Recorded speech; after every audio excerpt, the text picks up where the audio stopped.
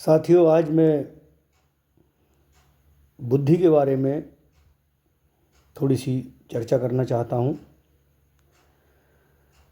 कई मनोवैज्ञानिक हमारे विश्व में हुए हैं जिन्होंने बुद्धि के बारे में अपनी थ्योरी दी है।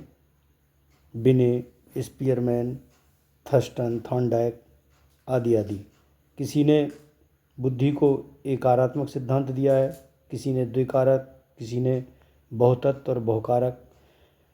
अपने अपने हिसाब से बुद्धि की जो थ्योरी है उसके बारे में बताया है कि बुद्धि किस तरह की होती है। लेकिन विवेक के बारे में, ज्ञान के बारे में लोगों ने बताया, लेकिन विवेक क्या चीज़ है उसको लेकर के बहुत किताबें मैंने खोजी और बहुत कोशिश की, कोई थ्योरी ऐसी नज़र नहीं आई। क्योंकि दुनिया में इंसान एक ऐसा है जो सर्वाधिक बुद्धि वाला प्राणियों में माना जाता है।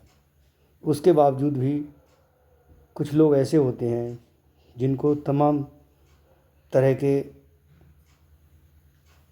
उपनाम दिए जाते हैं, बेवकूफ़, गधा, मूर्ख, नासमझ आदि आदि। ऐसा क्यों होता है? जबकि वो लोग बुद्धि में ठीक ठाक होते हैं, लेकिन कौन सा ऐसा कारण रहता है जो ठीक ठाक बुद्धि होने के बाद भी वो अपना मुकाम समाज में या लोगों के दिलों में वो खरे नहीं उतर पाते हैं। तो इस पर मैं एक थोड़ी सी चर्चा करना चाहूँगा। विवेक बुद्धि वह आंतरिक दिशा सूचक है जो हमारे कार्यों और निर्णयों का मार्गदर्शन करती है। ये हमें जीवन की जटिलताओं से निपटने, हमारे मूल्यों के अनुरूप चुनाव करने और ईमानदारी की भावना बनाए रखने में मदद करती है। विवेक सत्य और असत्य, अच्छा और बुरा, सही और गलत के बीच अंतर करने की क्षमता रखता है, जैसा मैं सोच पा रहा हूँ। विवेक का मतलब है अपने विकल्पों के बारे में सावधानी से सोचना और फिर काम करना।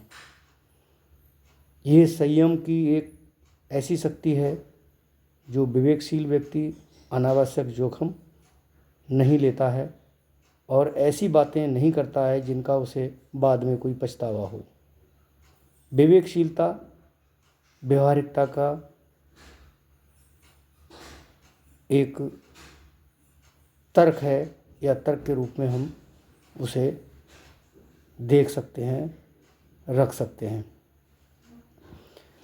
कुल मिलाकर के कहने का मतलब है कि हम बुद्धि हमारे अंदर है, लेकिन कई बार हम अपने किसी भी चीज़ को, किसी भी समस्या को विवेक पर खरा नहीं तौल पाते और हम समझ नहीं पाते कि सामने वाला क्या कह रहा है। उसकी ठीक से समझ नहीं हो पाती, उस स्थिति तक हम लोग नहीं पहुंच पाते। और कभी कभी इस बात को लेकर के हम अवहेलित भी हो जाते हैं और कई बार हंसी के पात्र भी हो जाते हैं, और कई बार अपनी उस अविवेकशीलता के कारण लोगों के मन में खटकने लगते हैं और हमको वो व्यक्ति खराब कहने लगता है कि यार बेकार बेवकूफ़ आदमी है, समझता नहीं है बात को। कुछ लोग ऐसे होते हैं जिनको थोड़ा सा भी आप समझा दें, वो इशारे में बात को समझ जाते हैं। कुछ लोग इतने प्रज्ञा वाले अर्थात बुद्धि वाले होते हैं और उनमें ज्ञान ठूस ठूस के भर जाता है। ज्ञान एक बहुत अलग चीज़ है। ज्ञान जो है अगर देखा जाए तो एक निष्क्रिय चीज़ है। मान लीजिए किसी किताब में किसी ने बहुत अच्छी चीज़ लिख करके रख दी, जब तक उस ज्ञान को, उस किताब को आप पढ़ेंगे नहीं, अपने विवेक कर खरा नहीं तौलेंगे, अपने विवेक से सोचेंगे नहीं, समझेंगे नहीं, अच्छे से तर्क नहीं कर सकते, एक विवेकशील प्राणी नहीं बन सकते। तो ज्ञान प्राप्त करने के लिए हमको बुद्धि की, और बुद्धि के बाद हमको विवेक की बहुत ज़रूरत होती है।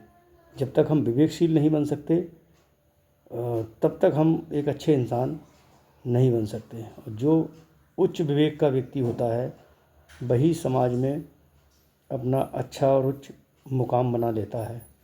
इसलिए विवेकशील बनना बहुत ज़रूरी है। धन्यवाद।